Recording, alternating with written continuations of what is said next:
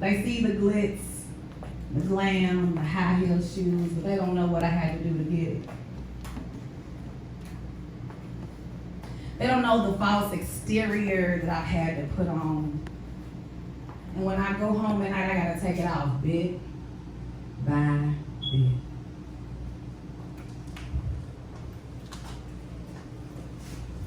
Being a single mother ain't easy.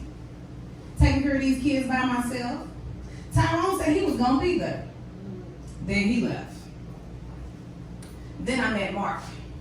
Mark is loaded. Give me everything I want. He beat me sometimes, but I mean, you know, you gotta take something. Nobody's perfect, right? You know. Then I had little Trayvon, that's Mark's child. And I got little Kiki. That didn't work out. So then I met Chris. You know, and Chris, he loves God. You know, that's what I love about Chris. And he is gonna marry me one day. So he said it's okay if we have sex. Because I'm his wife in the spirit. And then it's so crazy because you can't go to church because they judge you. The world don't want you. Where are you supposed to go? I tell you, you just seem to get fed up sometimes. Trying to fit in. Trying to do the best you can with what you've been given. I didn't ask for this life, it was given to me. Served cold on a platter.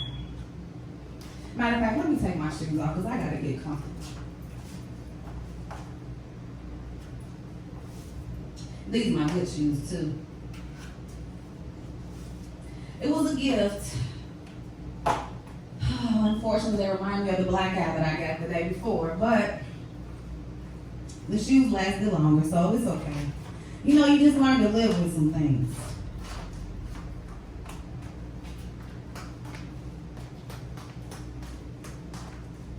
There's so many essay story. We see the outer exterior of a person, and we sum them all up. But as we are here with the beauty shop experience beneath the beauty, we're gonna get underneath the beauty. Let's dig under those layers and figure out how we got here.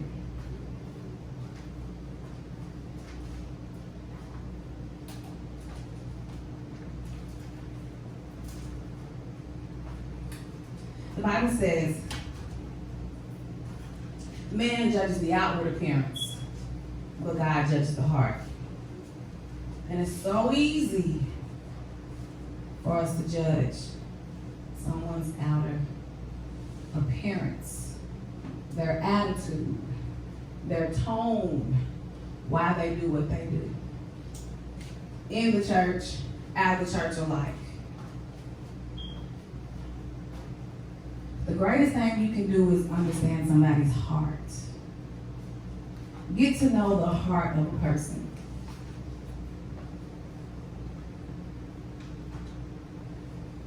Today our message is called Cover Girl. Because we cover ourselves. We don't deal with the brokenness, the abandonment, the rejection, the rape, the molestation, those things that people tell us, shh, don't tell nobody. What goes on in this house stays in this house. And unfortunately, it's staying in this house, in the house of our hearts. And we drinking ourselves to death, sleeping ourselves to death, depressed, trying to buy all the glitz, glam, going broke, being cute.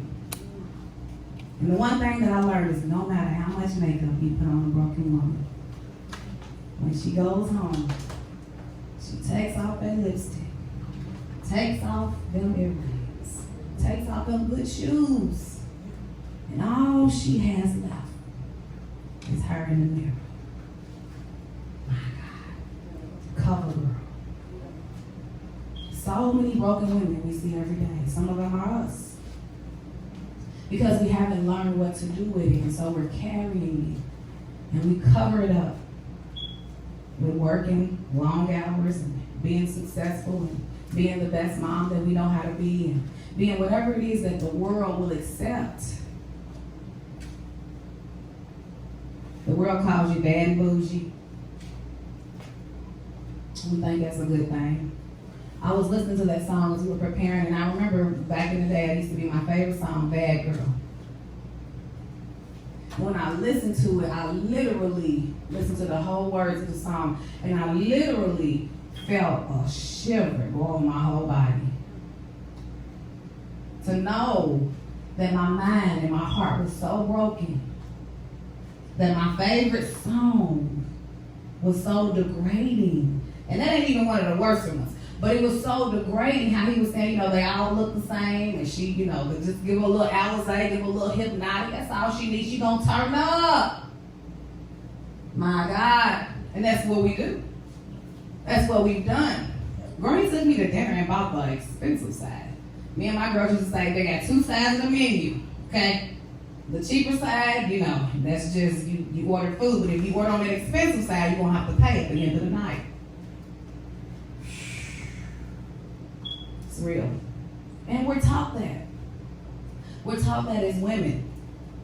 I remember hearing the saying when I was little. Somebody said, you sitting on a gold mine, you should never be broke. That's insinuating prostitution. We don't call it that. We don't call it that. But we've learned these things. And we're covered. Let's go to Genesis 38.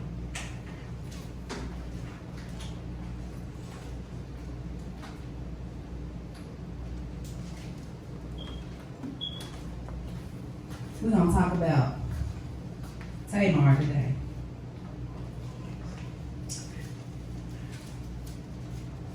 Genesis 38. Some people say don't judge a book by its cover. But we do it every day. We make judgments upon people, whether they this, that, or third, whether we think they're worthy of our time, worthy to talk to them. Come on. Ooh, Jesus. We judge books every day. And we've been judged. And I've learned that we made some wrong judgments, even about ourselves. Some people take time to read the whole book of your life, of your story. That means they get to know you. They get past that the book has old torn edges and broken down pages and that the cover is wrinkled and maybe the cover is missing. Because one thing I've learned about an exposed woman is she dresses exposed. When our heart is exposed, we dress exposed. Our outside reflects our inside. We see young women, they're dressed with everything hanging out of the top and everything hanging out of the bottom and everything has to be tight. I learned that we put our best foot forward. We offer our best to the world every day. Whatever we think our best is, that's what you offer. So many young women, old, young, in between, have been so rejected, broke down, left, abandoned, that they think the best thing they have to offer is their body. And that's why they put it on display every day. Exposed. So we put it on display for the world to see. I gotta have a dress tight. It's gotta be short. I gotta have my breasts hanging out the top. Gotta have on the short shorts. I'm just telling you what my testimony used to be. I could not wear no of this up to the neck. That made me claustrophobic. That's how you know God is real. And as I was preparing today, this whole time I was like, Lord, I can't wait to put my sweat on because this is so uncomfortable. I feel like everybody sees my praise report. And it used to be a time that was my everyday life. And as the Lord begins to just transform us, there comes a day when you look in the mirror and you're like, hey. As I was preparing and doing my makeup and doing my hair, it took me 2.5 hours. And it's funny because right before all of that happened, me and my husband were talking in the kitchen. And Bishop in heaven, my son and my daughter, they were getting ready to go somewhere. And Bishop said, come on, haven't you taken too long? And I said, well, if you're going to have a wife, you're going to have to learn how to wait on a woman. So your sister is just preparing you. And my husband said, you know what? He said, I really don't have that problem with you. I said, that is to God be the glory. Because I used to take 4 hours to get dressed every day. Vanity. It's a cover up. Some of us don't drink. Some of us don't smoke. But vanity is our cover. I don't want you to see how broken I am, so if I look pretty. If I look good, you're just going to say, girl, you look good. And you're going to think all is well on the inside.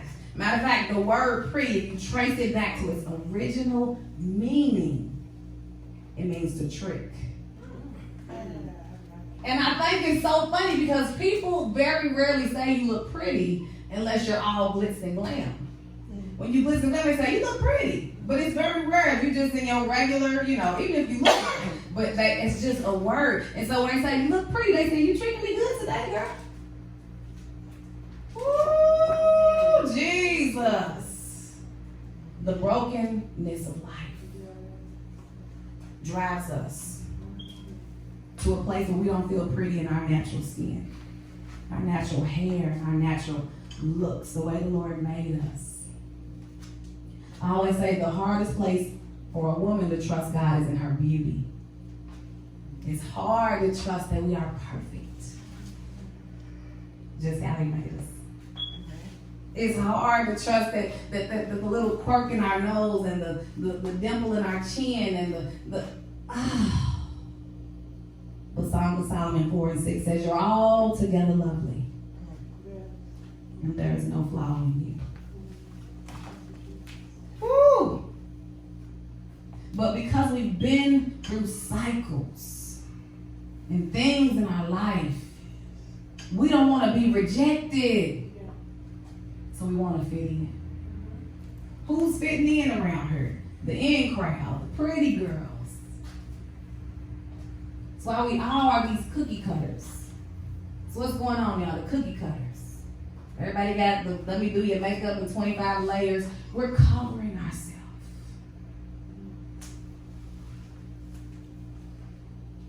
We're just trying to handle these issues, but if I look in the mirror and it's nobody but me and myself, without the makeup, without the hair, without the girdle, without the expensive jewelry, it's just me and myself. Woo, we got to get to a place where that's enough. Because God said it's enough. The world wants you to be overly decorated. The world wants you to be all these extra things. And what I've learned is that a man that's full of lust will always want a woman full of vanity. They go together. They go together. Matter of fact, a man that's been washed of lust is not attractive to him. Many people say makeup is a Jezebel spirit, and I see where they say that. Because makeup does draw you in. It lures you in. But that's not the actual spirit. Jezebel's control, manipulation. Makeup can still do those things. It can draw you in. And once you get their attention, then you go on and go forth. But at the end of the day, with lipstick or without lipstick, I still love God. So it's not about the outer appearance, but it's why are you putting it on? Do you feel complete without it? I used to remember going outside and I'd be like, oh man, I just look like a mess. And I just had my natural skin. Why does that look like a mess? It's your natural skin.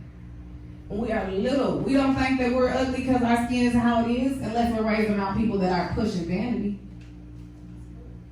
When we're raised around people that are pushing it, then we don't feel complete. That's why you see little girls and they trying to have weave all the way down to here and they 5. We're in a society, we're in a culture that actually teaches us not to accept yourself as you are. You're not enough.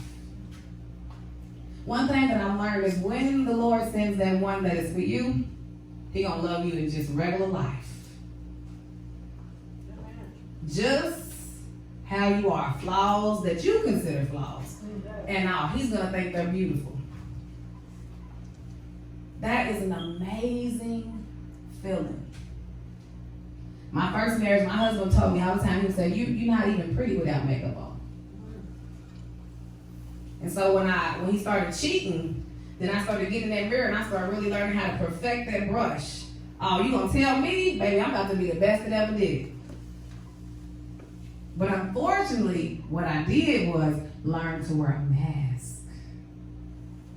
To the point where I didn't feel comfortable without it. And then it turns into a character. And people start calling themselves other names. Sasha Fierce, y'all, Beyonce, she got a whole nother name. It becomes a personality, it becomes an ego. It really has its own character. I remember I used to talk in this British accent. And it would be fun, but it would only when I put on my wigs and my makeup. And I'm like, y'all, yes, I can't even talk anymore. God is up to deliver me. Thank you, God. But literally, I would go into this whole persona. And that's real. But it comes from having undealt with things in our heart. Some of us are like a magazine. A magazine cover at the grocery store. We can know everything about you by your outer appearance. So we think. And when you advertise everything, you leave nothing to the imagination.